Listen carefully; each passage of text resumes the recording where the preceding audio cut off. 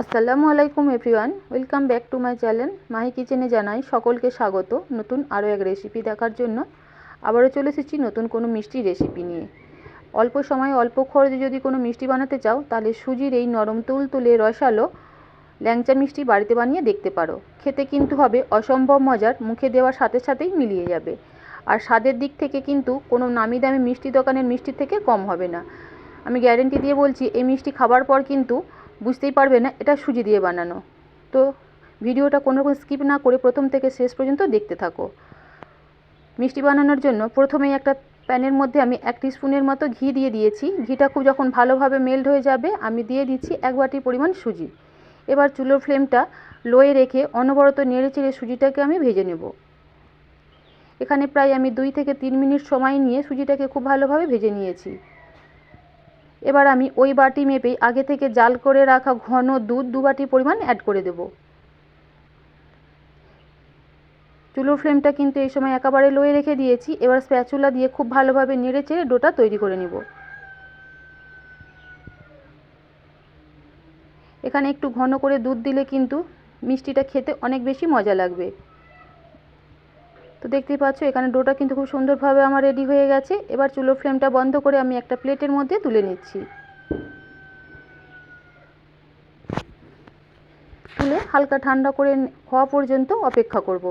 এদিকে মিষ্টির জন্য চিনি শিরা তৈরি করে নেব। তার জন্য আমি নিয়ে নিচ্ছি, যে বাটি মেপে সুজি নিয়েছিলাম সেই বাটি মেপেই 1.5 কাপ বাটি আমি এখানে চিনি নিয়েছি, আর 1.5 বাটি নিয়েছি পানি। ঠিক যতটা চিনি ততটাই এখানে কিন্তু পানি অ্যাড করেছি। আমি এখানে চিনির শিরাটা একটু বেশি পরিমাণ বানাচ্ছি, যাতে মিষ্টিগুলো চিনির শিরার মধ্যে খুব সুন্দরভাবে ডুবে থাকতে পারে। সুন্দর একটা ফ্লেভারের জন্য আমি 2টা এলাচ দিয়ে দিয়েছি। এবার খুব ভালোভাবে নেড়ে চেড়ে চিনির শিরাটা শুধুমাত্র ফুটে ওঠা পর্যন্ত অপেক্ষা করব। তো দেখতেই পাচ্ছ এখানে চিনির শিরাটা কিন্তু খুব সুন্দরভাবে ফুটতে শুরু করেছে। এবার চুলোর ফ্লেমটা আমি বন্ধ করে ঢাকা চাপা দিয়ে এক সাইডে শিরাটাকে রেখে দেব। আর এদিকে সুজির ডোটা কিন্তু হালকা ঠান্ডা হয়ে গেছে। এবার সুজিটাকে খুব ভালোভাবে ডলে ডলে একটু মেখে নেব। তো এখানে একটু মেখে নেবার পর আমি সুজির মধ্যে অ্যাড করে দিচ্ছি 4 চামচে 3 চামচ পরিমাণ গুঁড়ো দুধ। এখানে দুধের পরিমাণটা একটু বেশি পরিমাণ দিলে মিষ্টিগুলো খেতে কিন্তু অনেক বেশি মজা হবে, কোনোভাবেই বুঝতে পারবে না এটা সুজি দিয়ে বানানো। আর দিয়ে দিচ্ছি 4 চামচে 2 চামচ পরিমাণ দুধের মালাই। এটা কিন্তু সম্পূর্ণ অপশনাল, চাইলে তোমরা স্কিপ করতে পারো, যদি হাতের কাছে থেকে থাকে অবশ্যই অ্যাড করবে। এতে কিন্তু মিষ্টিটা খেতে অনেক বেশি মজা হবে, একদম দোকান থেকে কিনে আনা মিষ্টির মতনই লাগবে। এবার ডোটাকে খুব ভালোভাবে হাত দিয়ে একটু সময়ের জন্য মথে নেব। অবশ্যই ডোটাকে খুব ভালোভাবে মেখে নেবে, একটু স্মুথ করে কিন্তু ডোটা তৈরি করতে হবে। আর ভালোভাবে ডোটা মাখলে কিন্তু মিষ্টিগুলো বানানোর সময় কোনো অসুবিধা হবে না। দেখবে মিষ্টিগুলো খুব সুন্দরভাবে বানানো হচ্ছে, আর মিষ্টির গায়ের মধ্যে কোনো ফাটলও সৃষ্টি হবে না। সুজির মিষ্টি বানানোর জন্য অবশ্যই সুজির ডোটাকে খুব ভালোভাবে মাখতে হবে। সুজির মিষ্টির গায়ে যদি ফাটল থাকে তাহলে কিন্তু তেলে ভাজার সময় মিষ্টিগুলো ফেটে যাবে। আর দেখতেই পাচ্ছ একটু আমি ডোটাকে সফট করেই মেখে নিয়েছি। সামান্য একটু হাতের মধ্যে ঘি লাগিয়ে নিলাম, আর যে সাইজের আমি মিষ্টিগুলো বানাবো সেই সাইজের লেচি কেটে নিচ্ছি। আসলে মিষ্টিগুলো একটু আমি বড় শেপের বানাবো, তাই ঠিক বড় করেই আমি লেচিগুলো কেটে নিলাম। তোমরা তোমাদের ইচ্ছা মতো যে কোনো শেপে বানিয়ে নিতে পারো, কোনো অসুবিধা নেই। এবার একটা লেচি নিয়ে হাতের সাহায্যে একটু গোল গোল করে নিচ্ছি। দেখতেই পাচ্ছ এখানে মিষ্টির গায়ে কিন্তু কোনো ফাটল নেই। এবার হাতের সাহায্যে আবারও একটু লম্বা শেপ দিয়ে নিচ্ছি। ঠিক যেমন ল্যাংচা মিষ্টির শেপ হয়, ঠিক সেইভাবেই কিন্তু মিষ্টিগুলো আমি বানিয়ে নিচ্ছি। তো দেখতেই পাচ্ছ এখানে কিন্তু একটা মিষ্টি আমার তৈরি হয়ে গেছে। আরও একটা তোমাদের আমি বানিয়ে দেখাচ্ছি।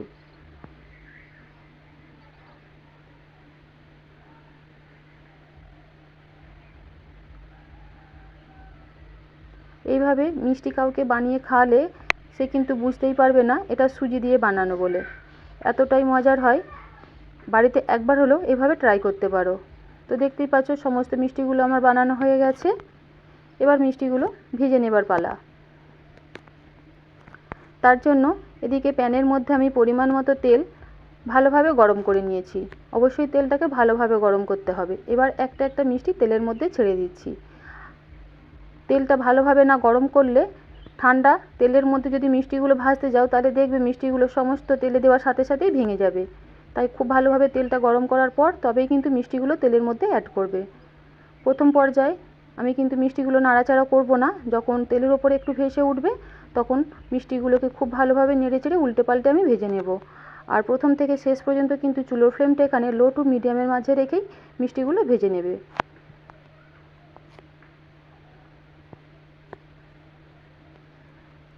দেখতেই পাচ্ছ এখানে মিষ্টিগুলো কিন্তু খুব সুন্দরভাবে একা একাই তেলের মধ্যে উল্টে পাল্টে ফ্রাই হচ্ছে।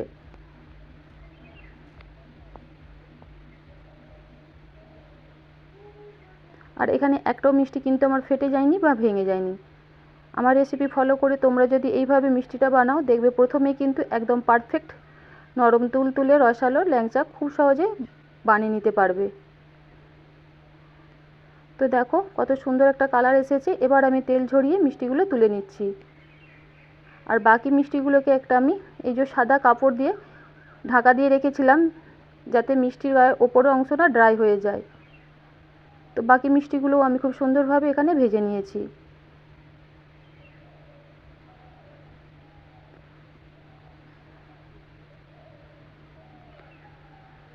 তো এখানে সমস্ত মিষ্টিগুলো কিন্তু খুব সুন্দরভাবে আমার ভাজা হয়ে গেছে। আর একটা মিষ্টিও কিন্তু এখানে ফেটে যায়নি। এবার মিষ্টিগুলো চিনির শিরার মধ্যে দিয়ে দেব। আর এই সময় কিন্তু চিনির শিরাটা হালকা গরম আছে, কোনোভাবেই অতিরিক্ত গরম চিনির শিরার মধ্যে কিন্তু মিষ্টিগুলো দিতে যাবে না, তাহলে কিন্তু মিষ্টিগুলো চিনির শিরা দেওয়ার সাথে সাথেই চুপসে যাবে। তো চিনির শিরা দেওয়ার পর খুব ভালোভাবে নেড়েচেড়ে একটু আমি মিশিয়ে নিচ্ছি। এবার ঢাকা দিয়ে আমি মিষ্টিগুলোকে চিনির শিরার মধ্যে রেখে দেব কম করে 1 ঘন্টার জন্য। তো 1 ঘন্টা পর আমি ফিরে আসলাম। তো দেখতেই পাচ্ছ বন্ধুরা এই সময় কিন্তু মিষ্টিগুলো চিনির শিরা সমস্তটাই শোক করে নিয়েছে আর একদম ফুলে কিন্তু ডবল হয়ে গিয়েছে। তো চলো এবার মিষ্টিগুলো একটা প্লেটের মধ্যে তুলে নিই। আর একদম নরম তুলতুলে রসালো, এটা কিন্তু আলাদাভাবে বলে বোঝানোর কোনো দরকার নেই আমার মিষ্টিগুলো কতটা পারফেক্টভাবে রেডি হয়েছে। তো এখানে একটা প্লেটের মধ্যে আমি পরিবেশন করে নিলাম। উপর থেকে একটু চিনির শিরা আমি দিয়ে দিচ্ছি। তো আজকের আমার সুজির এই ল্যাংচার রেসিপি কেমন লাগলো অবশ্যই কিন্তু কমেন্ট করে জানাবে। ভালো লাগলে প্লিজ বন্ধুরা মিষ্টি করে একটা কমেন্ট করে দেবে। একদম ঘরে থাকা সামান্য কিছু উপকরণ দিয়ে দারুণ মজার এই মিষ্টি খুব সহজে বানিয়ে নিতে পারবে। আশা করছি আজকের মিষ্টি রেসিপি তোমাদের অনেক ভালো লাগবে, উপকারে আসবে। তো দেখতেই পাচ্ছ একদম কিন্তু নরম তুলতুলে, যেটা মুখে দেওয়ার সাথে সাথেই মিলিয়ে যাবে, এতটাই সফট হয়েছে। তো রেসিপিটা যদি তোমাদের ভালো লেগে থাকে প্লিজ বন্ধুরা লাইক কমেন্ট এবং শেয়ার করবে আর চ্যানেলটা সাবস্ক্রাইব করে পাশে থাকা অনুরোধ রইল। আবার দেখাবো নতুন কোনো রেসিপিতে। আজ তাহলে এই পর্যন্তই। আল্লাহ।